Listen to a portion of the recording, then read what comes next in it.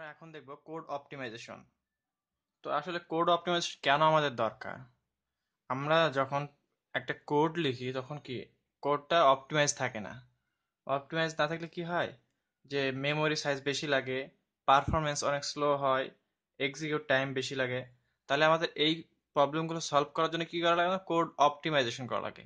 Code optimisation কি হয়, তাহলে এক্সিকিউট ফাস্টার, মানে খুব দ্রুত এক্সিকিউট হবে, রান হবে কোডটা। দেন কি খুবই অল্প সংখ্যক জায়গায় ইউজ করবে কোডটা, মেমোরি, মানে ইফিসিয়েন্ট মেমোরি ইউজেস, খুবই অল্প সংখ্যক জায়গায় ইউজ করবে। দেন ভালো পারফরমেন্স দিবে। আচ্ছা, তো আমাদের এখানে কি আছে, কোড অপটিমাইজেশন কত প্রকার? কোড অপটিমাইজেশন আমরা এখানে সাধারণত 7 প্রকার ডিসক্রাইব করছি। সেটা হলো dead code elimination, constant folding, copy propagation, strength reduction, common subexpression elimination, code motion and ইনলাইনিং।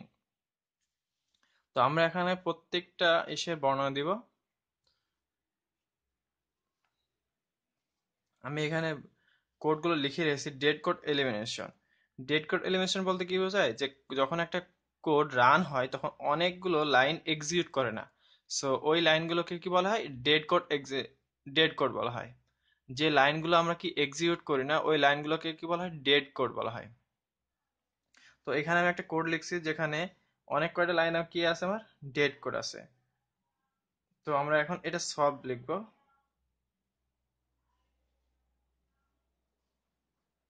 Solution. So dead int count, এটা তো আমার লাগতেছে। ইন্ট কাউন্ট কোড রান করার সময় আমার এটা লাগতেছে। তারপর ভয়েড মেন, এটাও লাগবে কারণ এটা আমার কি মেইন ফাংশন। আচ্ছা, ইন্ট আই ইকুয়াল টু 1, তারপরে count equal two 1, count equal to 2, return count 3। আমার এগুলো ডেড কোড, মানে এগুলো তো আমার এক্সিকিউট হয় না। সাধারণত কি হয়, রিটার্ন 0 মানে কি আগেরটা আমার এখানে হয় তাহলে কাউন্ট কাউন্ট ইকুয়াল টু 2 আর রিটার্ন রিটার্ন 0। সো এটা কি হলো, আমার কোড অপটিমাইজেশন ছিল। এই কোডটুকু যে কাজ করবে আমার এই কোডটুকু সেম কাজই করবে। তাহলে আমার কি এইখান থেকে অনেক মেমোরি এফিসিয়েন্ট হলো। এইটা রান করতে যত টাইম তার থেকে কম টাইম লাগবে এখানে, এবং কি হবে, বেটার পারফরমেন্স ভালো হবে। এটা ছিল ডেড কোড এলিমিনেশনের এক্সাম্পল। এরপর আমরা দেখব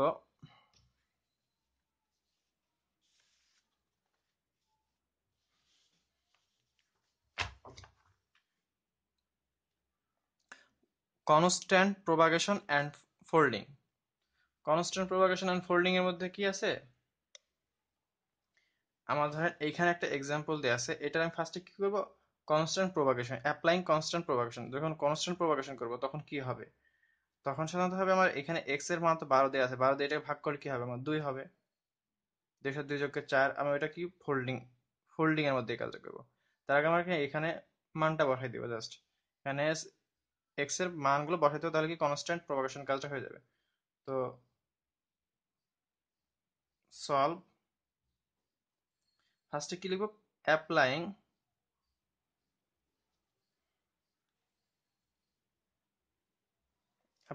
constant propagation, constant propagation. Constant propagation যখন আমরা অ্যাপ্লাই করবো তখন এই কোডটা কি হবে, ইন্ট এক্স ইকুয়াল টু 12 থাকলো, দেন int Y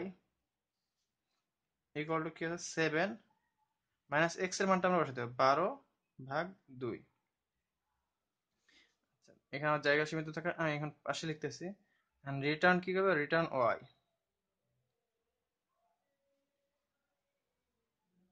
return Y is to আছে, এখানে কি হবে, 24 আছে ফার্স্টে, দেন 24/12 যোগ 2।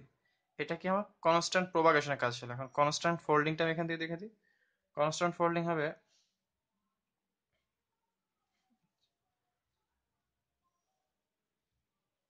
Applying constant folding.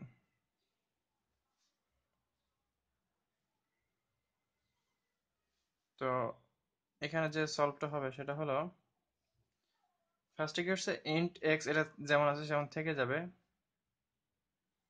Int x equal to 12, int y equal to কত হচ্ছে, তখন আমার 1 হচ্ছে না, এখানে ভাগ করছি কত, 2 দিয়ে 6, 12 ভাগ 6, 7-এর মধ্যে 6 বাদ দিলে 1, এখানে ওয়াই আসলো। Return return Y is to 4। কেমন হবে দেখেন, এখানে যখন আমি 12 দিয়ে 24কে ভাগ করলাম তখন কি হচ্ছে, এখানে 2, 2 এর সাথে 2 যোগ করলে 4, তো এই টোটালটুকু আমি কি করছি, ছোট করে এইখানে ওয়াই সাথে যোগ করে দিচ্ছি। তো এটা ছিল কি আমার কনস্ট্যান্ট ফোল্ডিং। আচ্ছা, এবার ইনস্ট্যান্ট রিডাকশন জিনিসটা কি, যে ওই যে আমাদের অপারেটর গুলো পাওয়ার, মানে প্রায়োরিটিটা বোঝায়, কার প্রায়োরিটি কত বেশি। এখানে স্টারের পরে টি ইস টু 2। আচ্ছা, এটা সলভটা যেমন হয় আমি দেখাই দিই। সলভ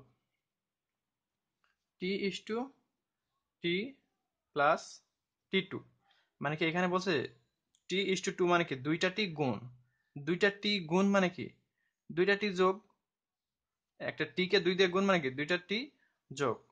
আচ্ছা, আর একটা এক্সাম্পল দিয়ে বোঝাই, যেমন এখানে যদি T2 equal to T2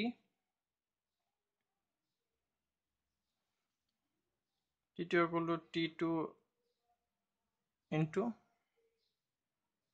3, sorry is to 3, মানে কি এখানে আমার মানে বোঝাচ্ছে তিনটা আমার গুণ হবে, তিনটা 2।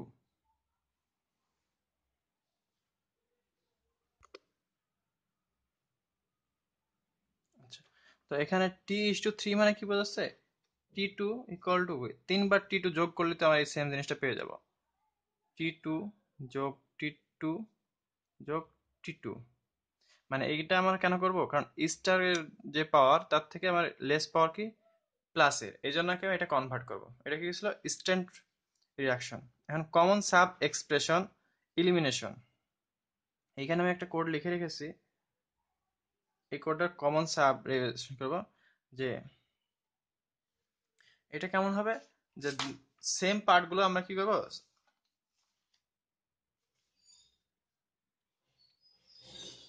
সেম পার্ট এখানে b plus b is to c, b is to c. তাহলে আমরা ফার্স্টে করি সলভ। সলভ কি হবে, একটা ভেরিয়েবল ধরে নিই, temporary variable T1 b is to c, এই জিনিসটা যেমন টেম্পোরারি ভ্যালু, তাহলে T2 এর জন্য কি হবে, না সরি এর জন্য কি হবে, এর জন্য হচ্ছে T1, এইটু T1 প্লাস ডি, এবং এর জন্য কি হচ্ছে T1 প্লাস এফ। তা এই এটা কি আমার 3 অ্যাড্রেস কোডে রূপান্তর হয়ে যাচ্ছে। সো এটা ছিল কি কমন সাব এক্সপ্রেশন এলিমিনেশন, এটাকে আমি জাস্ট এলিমিনেট করলাম, যে B is two B into C কে আমি একটা ইসের ভেরিয়েবল ডিক্লেয়ার করলাম। আচ্ছা, এরপর একটা কোড মোশন। কোড মোশনের সলভ।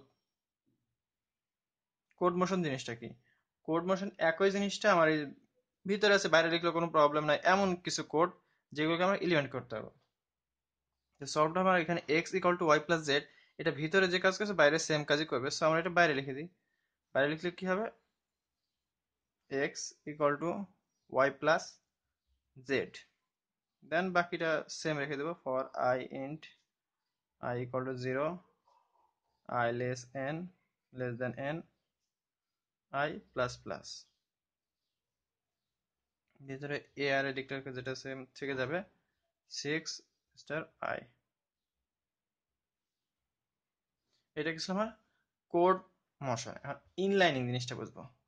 ইনলাইনিং বলতে কি বোঝায়, রিটার্ন অ্যাড এক্স, এখানে ফার্স্টে কি ছিল int x into y, z equal to x plus y, return z, int sub int x into y, তাহলে রিটার্ন অ্যাড, সাব যেটা হবে সেটা রিটার্ন অ্যাড এর সাথে অ্যাড হবে। সো এই জিনিসটাকে আমরা সংক্ষেপে, মানে এত বড় কোড না লিখে ছোট কোড লিখি, সেটা কি কোড অপটিমাইজেশন। তো আমরা ছোটভাবে কিভাবে লেখা যায় এটা, ইন্ট সাব, আমার সাব তো দরকার, ইন্ট এক্স ইন্ট ওয়াই, এই রিটার্ন, আমার তো এই জিনিসটা আগে হয়ে আসছে, এখন সাব করবো, জাস্ট এখানে কি করতে হবে তাহলে, রিটার্ন এক্স, রিটার্ন অ্যাড না, অ্যাড এক্স, তাহলে কি প্লাস, এন্ড কি আছে minus Y, than minus Y. এটা কি আমার ছিল ইনলাইনিং, একটা লাইনে আমি করে নিলাম, কনভার্ট করে নিলাম। সো এটা ছিল আমাদের কি কোড অপটিমাইজেশন চ্যাপ্টার। সো যদি কোড অপটিমাইজেশন সম্পর্কে কোনো রকমের কোয়ারি থাকে তো অবশ্যই আমার কমেন্ট বক্সে জানাবেন, দেন আমি যতটুকু পারি আপনাদের সাহায্য করার চেষ্টা করব। So thank you for watching.